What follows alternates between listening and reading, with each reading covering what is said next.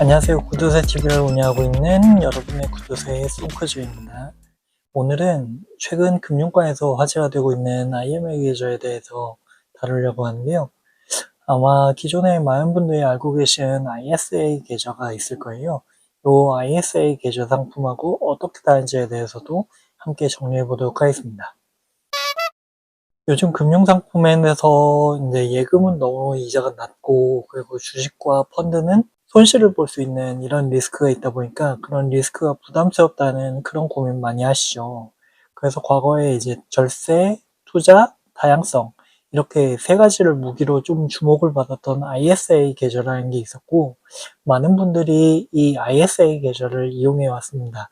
그런데 최근에 이제 정부하고 금융권이 새로운 대안을 내세우고 있는 것들이 IMA 계좌라고 하는 건데요. 요 ISA하고 IMA, 내 자산 관리에 어떤 게 더 맞을까 하는 관심이 사실 커지고 있어요. 그래서 이번 영상에서는 ISA가 뭘 제공했는지, 그리고 IMA는 어떤 구조인지, 그리고 두 계좌의 핵심적인 차이, 이 세 가지에 대해서 함께 알아보는 시간을 가지도록 하겠습니다. 첫 번째로 우선 먼저 ISA 계좌가 뭔지부터 알아야겠죠. 기존에 있던 ISA 계좌라는 상품이 있었는데, 이 ISA 계좌는 예금, 적금, 펀드, ETF, 채권, 주식 이런 다양한 금융 상품을 하나의 계좌에서 통합적으로 관리할 수 있는 통합 계좌입니다. 그리고 제일 큰 ISA의 가장 큰 매력은 세제 혜택인데요. 계좌 안에서 발생한 수익에 대해서 비과세나 또는 저율과세 혜택을 받을 수가 있습니다. 구체적으로 일반형 ISA의 경우에 이제 순수익 연 200만 원 한도 내에서 비과세가 가능하고, 서민형이나 농어민형을 선택을 하면 연 400만 원까지 비과세가 되는 구조가 있거든요.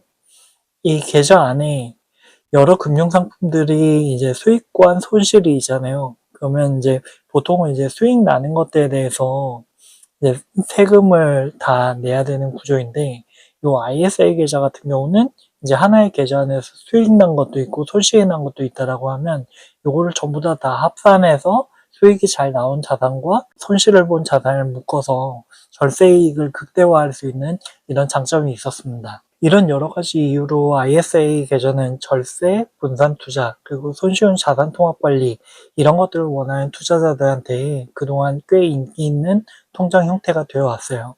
하지만 이 ISA 계좌에도 한계가 있습니다. 주된 단점을 여러분들께 말씀을 드리자면, 첫 번째로는 일단 만약에 예금이 아닌 투자형 상품, 뭐 주식이나 펀드 이런 게 있을 수 있겠죠. 이런 것들을 선택을 하셨다라고 하면 시장 상황에 따라서 원금에 대한 손실 위험이 당연히 있습니다. 그렇기 때문에 원금 보장이 되지 않는다라는 단점이 있고요.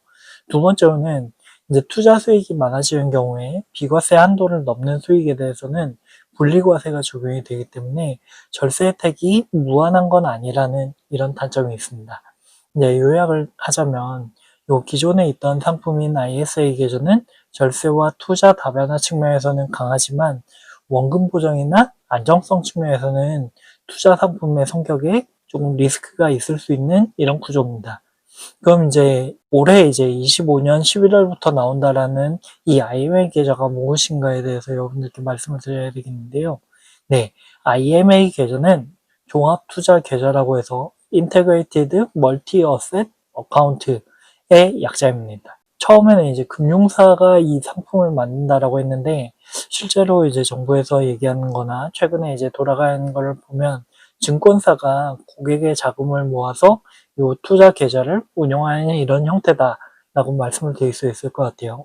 그래서 고객이 직접 펀드나 주식 종목을 고르는 게 아니라 증권사가 운영을 책임지고 대신에 자산에 투자를 하고 그 수익을 배분하거나 원금 지급을 약속하는 이런 구조라는 거죠. 그래서 IMA 같은 경우는 기업 중심의 자산에 투자하는 경우가 많고, 뭐 예를 들어서 회사채나 기업 대출, 그리고 기업 어음 이런 곳에 투자하는 경우가 많고요. 대신에 이제 원금 지급을 약속을 해줍니다. 이 약속이라는 거는 어쨌거나 큰 증권 회사들이 운영을 하기 때문에 비교적 안정적인 운용 자산이라는 점이 강조가 되고 있는데요.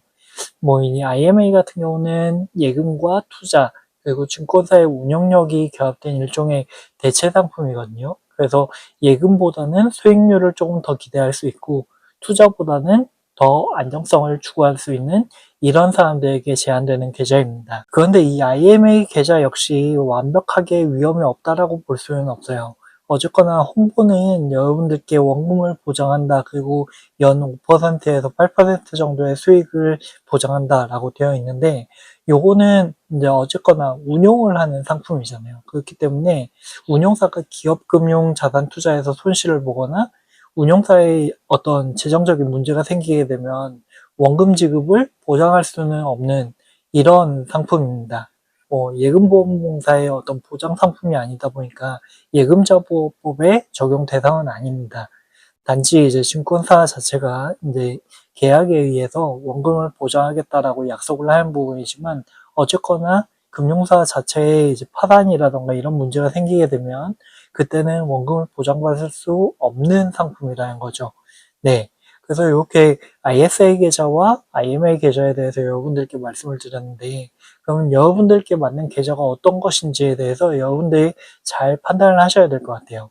제가 판단할 때 이제 ISA가 어울리는 경우가 있을 수 있고 IMA 계좌가 어울리는 이런 경우가 있을 수 있는데, 첫 번째로 ISA가 어울리는 경우, 이런 분들은 이제 절세를 조금 더 중요하게 생각하고 투자 성향이 굉장히 다양해서 내가 펀드나 ETF나 주식의 성향을 다 잘 알고 종목을 직접 골라서 잘 섞어서 수익을 내보고 싶으신 분들, 이런 분들에게 좀 어울리는 상품이라고 말씀을 드려야 될 것 같고요. 그리고 투자에 대한 관심과 어느 정도의 리스크에 대한 감수 여력이 있어야만 가능한 이런 상품이겠죠. 네. 그래서 자유롭게 좀 자산을 운용하고 싶은 분들이 이제 ISA를 선택하시는 경우가 맞을 것 같고요. 이제 25년도에 새로 나온 이 IMA라는 상품에 대해서 어울리시는 분들은 좀 투자 결정에 시간을 들이기보다는 증권사의 운영 자체를 맡겨놓고 원금 지급을 약속받고 안정성이나 중수익을 원하시는 분들에게 어울린다라고 볼 수 있을 것 같습니다. 특히나 이제 자산을 조금 비교적 안정적으로 좀 굴리면서 기존에 이제 은행권의 예금이나 적금보다는 조금 더 높은 수익을 기대하시는 이런 분들이 이제 IMA가 좀 더 어울린다라고 볼 수 있는 거죠. 그래서 절세나 분산 투자, 그리고 적극 운용이 필요하다라고 하면 ISA, 그리고 안정성이나 증권사 운용, 그리고 수익성, 이런 것들이 우선이라고 하시면 IMA가 유효한 선택이 될 수 있습니다. 자, 오늘은 ISA와 IMA 두 계좌의 개념과 특징, 그리고 핵심 차이에 대해서 여러분들께 설명을 드렸는데요. 네, 요약을 하자면 ISA는 절세, 그리고 다양한 투자 수단, 분산 관리, 이런 강점이 있고, IMA 같은 경우는 증권사가 운용을 해주고 원금 지급을 약속을 해주는 대신에 안정성과 수익을 기대할 수 있는 이런 새로운 균형을 제시하는 계좌예요. 앞으로 재단을 굴릴 때 본인 성향에 따라서 투자 기간이나 투자 스타일, 이런 것들을 고려를 하셔서 두 가지 계좌 중에 어떤 게 더 맞을지 신중하게 잘 판단하시는 걸 추천드립니다. 여러분도 오늘 제가 말씀드린 내용들을 꼭 참고하셔서 부자 되시기를 바랄게요. 네, 오늘 영상도 여러분들께 조금이나마 도움이 되셨다면 구독과 좋아요 꼭 부탁드리고요. 그럼 구두쇠 소크지는 다음 주에도 일상 속에서 돈과 노력을 전략할 수 있는 새로운 에피소드로 돌아오도록 하겠습니다. 그럼 모두 안녕히 계세요.